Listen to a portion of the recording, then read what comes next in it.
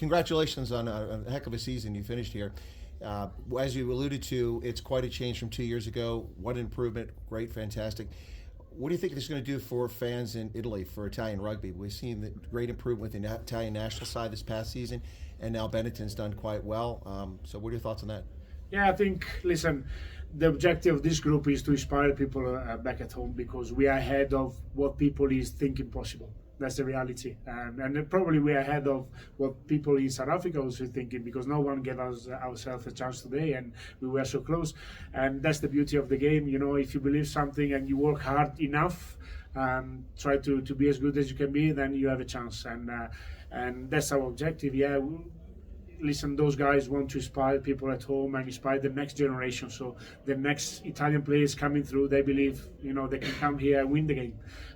So we want to leave a legacy behind us through our performances, and I think we are on the right path. Did you see a change in teams this season? You started, as you said, very, very well near the top of the log. Trailed a little bit after that, but then finished the season strong. Did teams make a big adjustment to Benetton throughout the season because maybe they were taking them not seriously enough at the beginning? Yeah, but I think to be fair, since last year, every position now take us very seriously, and obviously, you know, some games goes your way, some games maybe you do some mistakes that's let's slip the game away. But yeah, now, you know, no position is taking as lightly, which is good from one side, but you know, keeps you obviously under pressure. But that's the beauty of doing this game and play rugby at this level. So listen, yeah. It's very pleasing that, you know, the other teams are taking us very seriously, but that's the way we want to be. Thank you. Congratulations.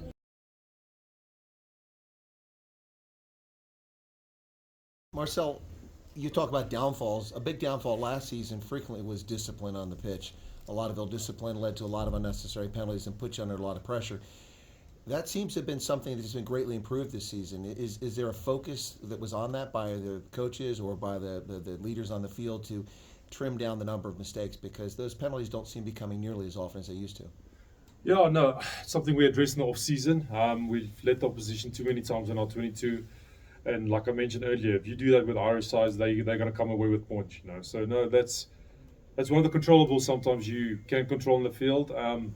By not being silly or doing something reckless, you know. But yeah, I think it starts from the off-field culture as well, and that progresses to the on-field. So I think we managed to get that right. And yeah, it's an important factor, especially with playoffs. Every point counts. You want to be lily white. At the same time, you want to be on the edge as well, just to inflict your physicality.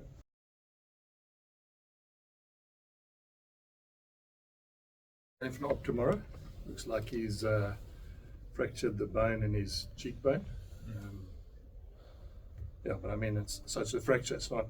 When I say it's not too bad, it's a fracture. Put a plate in, try and get him in as quickly as I can. Not because we need him in the next 2 weeks, obviously, but to get him ready for the tests. I think again, every kid wants to be in the test squad. And credit to our medical staff. Found a doctor. We'll do him tomorrow morning early. So, you know, that gives him, it's a little bit like the Dupont thing. Dupont got injured, got that operation the next day. So, you know, it's always nice for our young players to know that the medical staff are trying to put his interests, you know, obviously take his interests seriously and make sure that he can get ready, whether it's 3, 4, 5 weeks, at least then by the time the international window starts, he's back.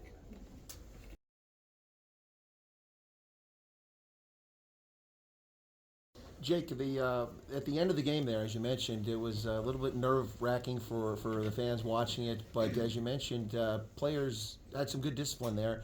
I think a lot of folks were worried there might be an offside, but they held their ground, and that was quite a stand there. What do you attribute that to? The players having grown as a group and knowing each other and having good discipline? I think exactly that. That's what we spoke about afterwards. Is that shows a lot of maturity in a short space of time. You know, we would have gone offsides there. We would have dived over, gone into the breakdown. You know, maybe leaked a try, shot out, got them to step inside and score a try there, and then it's overs cadovers. And I know it goes to injury time and all that, but still, you know, you had the game in your hands. That is the growth I'm talking about with this team, you know. And there's a lot to be said as well for the resilience. I mean, a guy like Gerard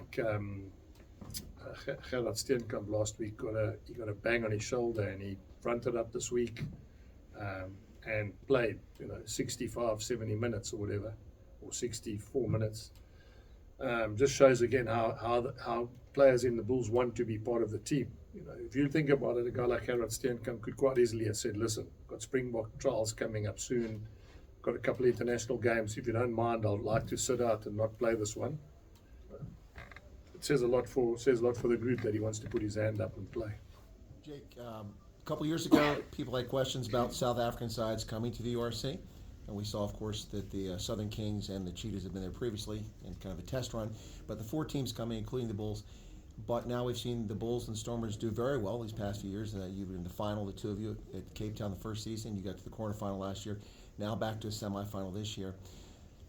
Are you happy or thrilled with the progress we see with South African sides proving that this was the right decision to go there to the north? You got the same time zone, and that makes an impact here. So after 3 seasons URC, I imagine you've got to be pretty thrilled. Also, a couple of years ago, people were shaking their heads at the Bulls going, what's going on there? But the team seems to be improving as we go along each season. Look, I obviously can't comment about other clubs, but I will say that I'm extremely happy where we are. 3 years ago, you know, our club started almost from zero. A lot of players left, got a new CEO. And if you had said, you know, as I said to the players this morning, you're going to be in a quarterfinal, semi-final, and a final in 3 seasons. You're going to come second on the log in your 3rd year and host a semi-final. I don't think there's any guy who was involved with the Bulls, supporter, you know, board member, CEO, that wouldn't have said, right, let's sign on the dotted line, we take that. Nothing's changed. I mean, today, guys, you know, Grubis, front row, Grubis, and Francois Kloppers, and Ruan Vermaak, and Ruan Nokia, none of them are older than 27.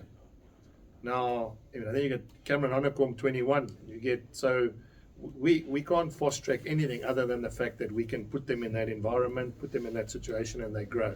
And I started the press conference by saying to you, I'm really happy by the way that we showed that we've learned from the last 2 years. Now, this time last year we lost to the Stormers.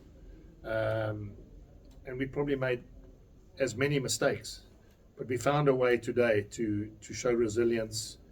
I mean, that last block of defense there, I mean, let's be fair. I mean, that last block of defense, we wouldn't have defended like that 3 years ago. There's no ways. I mean, and it's got nothing to do with attitude or are they good enough or we would have made a judgment error and it would have cost us. So, yeah, I'm really happy where the Bulls are. We're still growing. I mean, every boy in the squad now, barring 2 which are very close to signing, have signed till 2027. And that is going to be the nicest feeling in the world for me, is when we run out the tunnel, instead of having a guy run out today, like Gerard Steenkamp, playing 50 games, in 3 years' time, hopefully there's 4 guys that are running out with 100 and, you know, 5 guys running out with 50 and, you know, and the rest between 50 and 100, 75, 85 games. Then you can compete. Then you have seasoned campaigners that are a bit harder. You know, let's be fair. Guys 27, 28 is physically more mature, physically tougher, physically more of a man than a youngster who's coming through the ranks. And so I'm really happy. And we got a massive challenge. Don't want to underestimate anything. We get Leinster, they're 17 all up. Probably put all their reserves on now and make sure their starting lineup's fresh. So they'll be coming here with a win and the whole squad that haven't had to play 80 minutes of attritional rugby. But, you know, that's the nice thing about being here, is no one really thinks we can beat Leinster like they didn't a couple of years ago, and we got it right. So, again, say to you, I wish that this goes out to all the public. You know, if I have to speak Afrikaans, manne asseblief kom beloftes toe. Ons het julle nodig.